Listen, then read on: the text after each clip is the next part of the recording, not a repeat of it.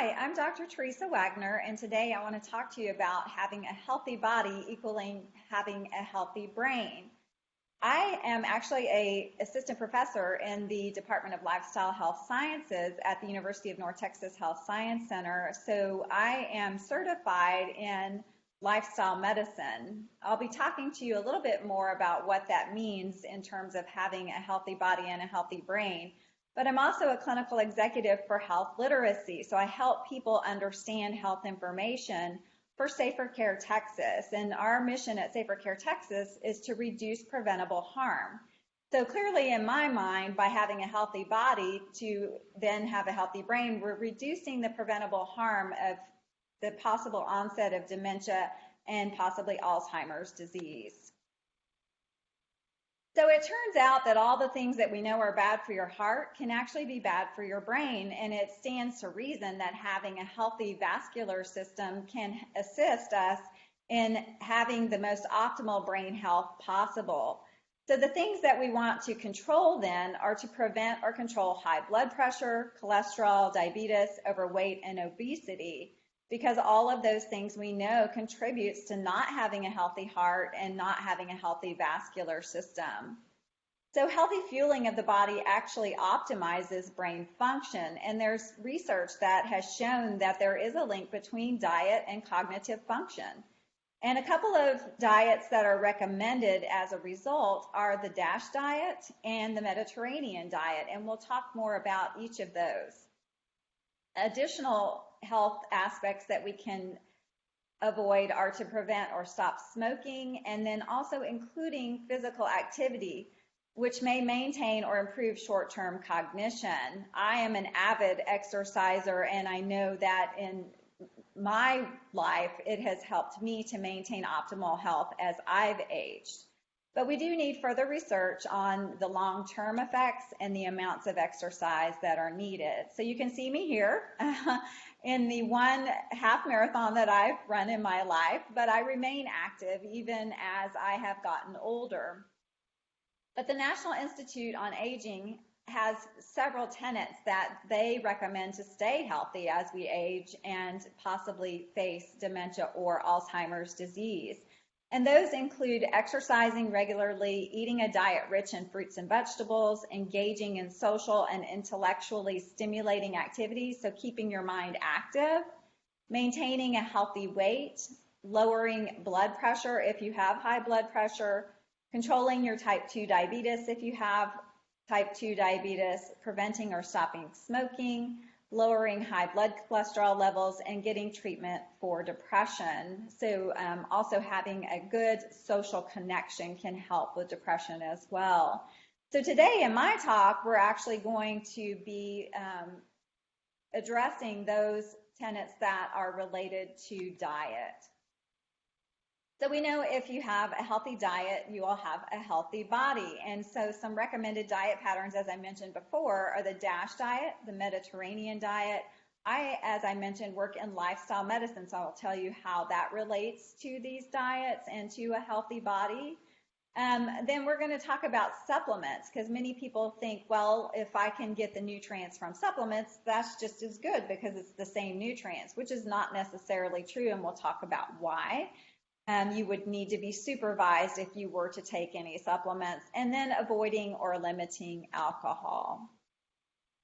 So the DASH diet, or dietary approaches to stop hypertension, addresses that tenet of hypertension or high blood pressure that we saw as a recommendation.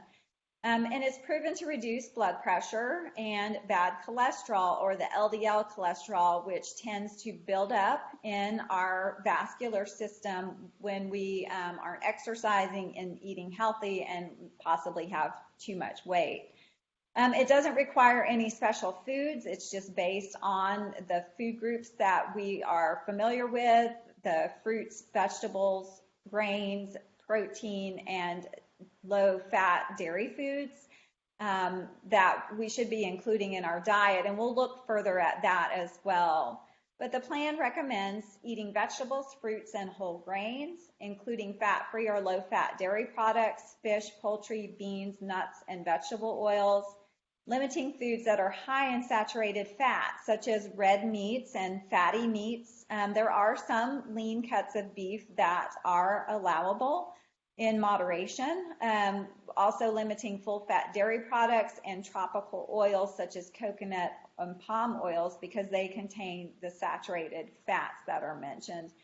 And those are the fats that tend to cause the LDL cholesterol to build up in our arteries, or the bad cholesterol. And then lastly, limiting sugar-sweetened beverages and sweets because we know those can add to excess weight gain and also can be a source of calories that doesn't add nutrition to our diet. So secondly is the Mediterranean diet, and it is the most well-researched diet and has extensive evidence for overall health benefits. It has been shown to improve longevity, or the length of time that we live, quality of life by preventing many chronic diseases and cancers, reduces inflammation, improves mood, fertility, and cognitive function. It also emphasizes that meals should be shared with friends or family, so that's social connection, and it also provides recommendations about being physically active as much as possible. So that is a little bit more detail, but here's even more. Every meal should be based on vegetables, fruits, grains, legumes, healthy oils, which includes olive oil, olives, and avocados, nuts and seeds, and herbs and spices. So getting that bigger picture in your diet, that a variety of foods that is based mainly on plants actually helps to promote a healthier body and a healthier brain. So additionally, the Mediterranean diet recommends fish or seafood 2 times per week, poultry, dairy, eggs eaten more moderately, wine in moderation, drinking water, and limiting meats and sweets. So I mentioned lifestyle medicine, and interestingly, lifestyle medicine mirrors to a great extent the Mediterranean diet, and it's based on whole food, plant-based diet. And when we talk about whole foods, we're meaning foods that come from nature, so not processed foods, packaged foods, those types of foods. You want to have most of your food freshly prepared. So it maximizes intake of whole plant foods and minimizes intake of processed and animal-derived foods. It eliminates, as I mentioned, processed foods, added sugars, oils, refined flours, and animal products. So in common conversations, many relate the lifestyle medicine diet as being a low-fat vegan diet. Now, not all people who practice a plant-based diet go completely vegan. There's different degrees of vegetarianism, and it does recommend some fish. But overall, if you do go completely vegan, you would want to have the guidance of a registered dietitian, because it does limit the ability to receive some nutrients, some vitamins and minerals, and you would need some guidance in making sure that you were getting a well-balanced diet. So among all the diets that we've talked about, the consensus among them is that we want to be eating plenty of fresh fruits and non-starchy vegetables every day. And if you think about the typical American diet, we do not tend to include a lot of fresh fruits and vegetables. So it becomes important to make sure that you're emphasizing those in your diet. Again, focusing on plant foods, and not only from the fact that they provide more nutrients, they also provide fiber, and those nutrients are in the forms of vitamins and minerals that are needed to have a healthy body overall. So in order to do that, again, adding more vegetables to your diet, focusing on green leafy vegetables versus the starchy vegetables that we typically choose, like potatoes or French fries, including more fruits, especially berries, and just really thinking about those plant foods first and filling your plate with those first, and then thinking about your protein or using plant-based proteins. So including more nuts, beans, and whole grains, eating lean meats, fish, and poultry, and then again, focusing on those plant-based proteins and fish, and we'll look at that a little bit more. And choosing healthy fats such as vegetable oil, nuts, and avocado. So that's consensus among all of the different diets that we've looked at. So what type of fish and why? Well, we know that omega-3 fatty acids and DHA are two substances that in our bodies help with brain function. So we want to have dietary sources over supplements, and we'll talk more about that. But the best sources are sardines and anchovies, Atlantic salmon, trout, and oysters. And then the lowest are the others listed here: tilapia, catfish, orange roughy, cod, and shrimp. So that means emphasizing more so those that are rich in omega-3 fatty acids and DHA. So here's some plant-based proteins to give you some ideas of how do I incorporate more plant-based proteins in my diet. So it helps to increase vegetable intake and reduce saturated fat and cholesterol intake when we use more plant-based proteins. But you don't have to be a total vegetarian to do so.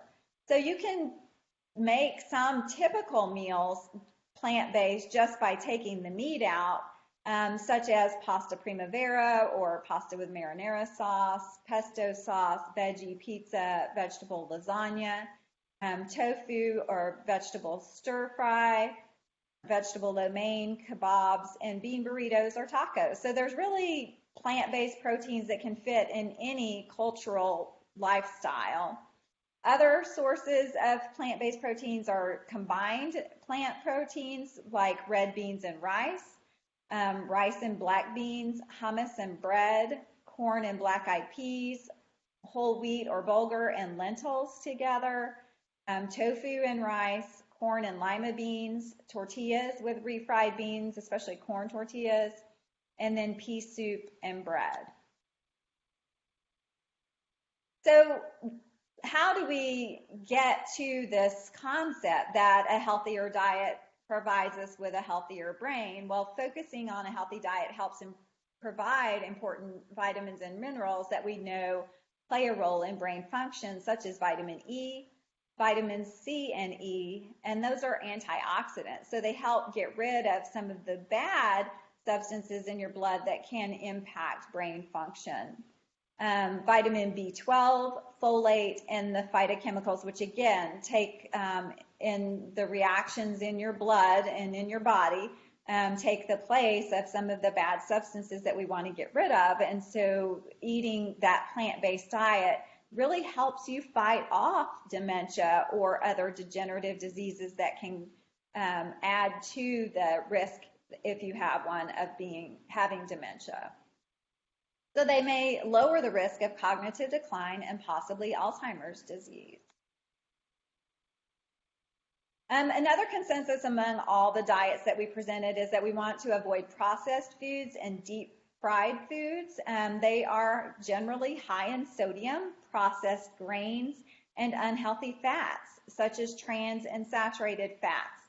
And research has shown that trans and saturated fats can add to that LDL cholesterol in the blood that we know is the bad cholesterol that builds up on the arteries and in the vascular system. We also want to limit or cut out sugar-sweetened beverages as a consensus among all the diets presented. So what about supplements? Well, dietary supplements and nutraceuticals are made for people with nutritional deficiencies. So it doesn't really make sense for people who don't have those issues to take supplements. So if you are going to take a supplement, it should only be used under the supervision of your medical provider or by recommendation of your medical provider.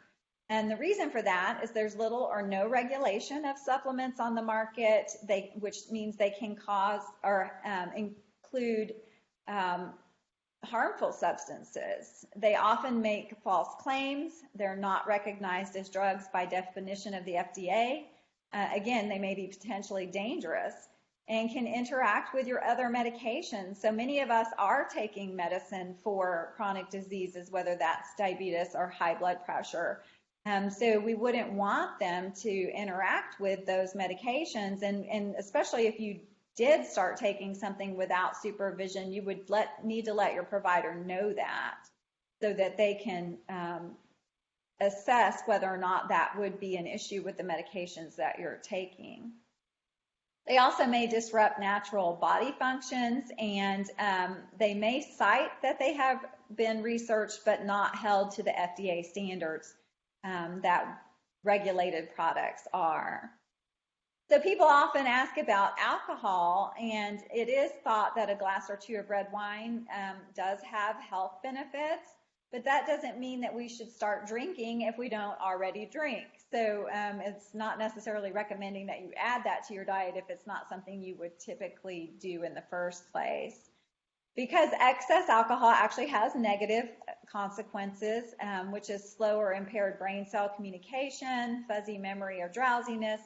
There can be long-term changes in balance, memory, emotions, coordination, or body temperature, contribute to falls and fall-related injuries, especially as we age, and can interact negatively with many medications, and we're back to that. So if we're taking medications for chronic diseases, we need to know that. And can also have life-threatening consequences, whether that's internally in your body or through actions, falls, motor vehicle accidents, things like that. So the limit for men is about 2 drinks per day, and for women, 1 drink per day, and that's just based on body size. But this shows you the serving size for alcohol and what would be considered 1 or 2 drinks per day. So for a beer, malt beverage would be 12 ounces as a serving, and think about the ones that are on the market are sometimes much larger than that. 1.5 ounces of 80 proof liquor, a wine cooler would be 12 ounces, and wine serving would be 5 ounces. And a lot of times in restaurants, they give you the option of having 5 ounces or the larger pour, and so you would want to stay with the smaller pour. So this just gives you some simple guidance if you're looking for a way to, well, okay, I understand all of that, but how do I make that work on my day-to-day and on my plate? So there's 2 guidelines that I like to use. The Healthy Eating Plate by Harvard is more detailed and more in line with the recommendations that we've talked about today in terms of the Mediterranean diet and lifestyle medicine. So it actually would be probably the best resource. It, again, follows all of the research that we've talked about today. CHWCI I like as well because it's very simplified. So if you're trying to help an elderly person just get the basics down of, half my plate should be fruits and vegetables, and only 1/4 of my plate should be a animal protein, then this is a good guide for that. Both have websites that you can go to for more information. Clearly, the CHWCI website, and then if you search for the Harvard Healthy Eating Plate, it will take you right there, and it also has a comparison of the 2 and why Harvard is thought to be the better choice. But again, if you just need a quick reference, lots of resources on CHWCI. So in closing, the CDC Healthy Brain Initiative is a national priority. The long-term goal is that we want to maintain or improve cognitive performance of all adults, and we know that healthy fueling of the body through good nutrition benefits brain health. And if you have more questions, please feel free to contact me at my email, which is teresa.wagner@unthsc.edu.